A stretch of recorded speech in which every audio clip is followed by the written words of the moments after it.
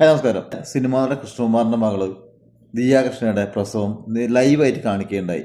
അപ്പോൾ അതിൻ്റെ comment box നോക്കിയപ്പോൾ ഒരുപാട് പേര് സപ്പോർട്ട് ചെയ്തിട്ടുണ്ട്. നല്ല പോസിറ്റീവ് മെസ്സേജുകളാണ് എല്ലാം കൊടുത്തിരിക്കുന്നത്. പ്രത്യേകിച്ച് സ്ത്രീകൾക്കല്ലേ അതിൻ്റെ വേദന അറിയാൻ പറ്റുള്ളൂ.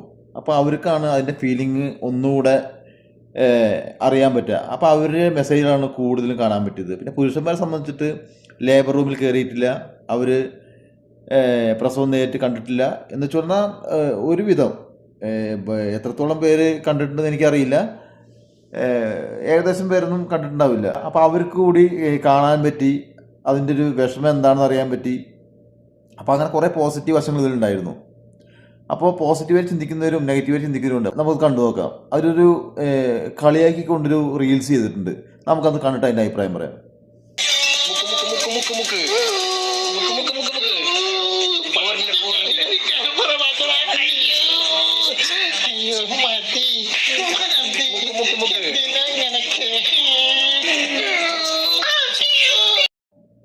ഇത് കണ്ടില്ലേ?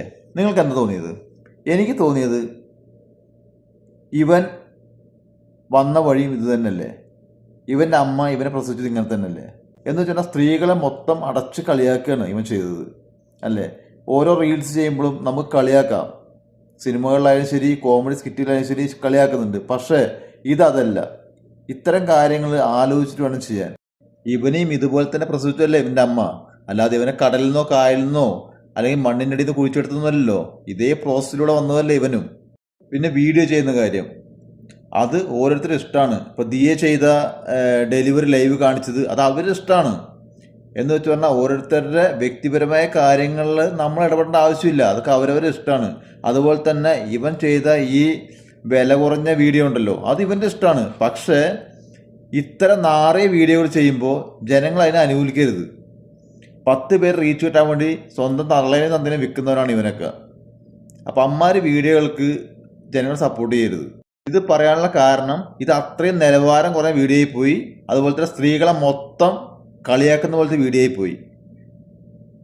ഇവൻ്റെ അമ്മയോട് ചോദിച്ചറിയാലോ പ്രസവവേദന എന്താണെന്ന്. അപ്പം അങ്ങനെ ചോദിച്ചറിഞ്ഞിട്ടുണ്ടെങ്കിൽ ഇവൻ ഈ വീഡിയോ ഇങ്ങനെ ചെയ്യില്ലായിരുന്നു. ഞാൻ എൻ്റെ അഭിപ്രായമാണ് പറഞ്ഞത്. എനിക്കിതിനോട് യോജിക്കാൻ പറ്റില്ല, അതുകൊണ്ട് ഞാൻ ശക്തമായിട്ട് എതിർക്കുന്നു ഇതിനെ.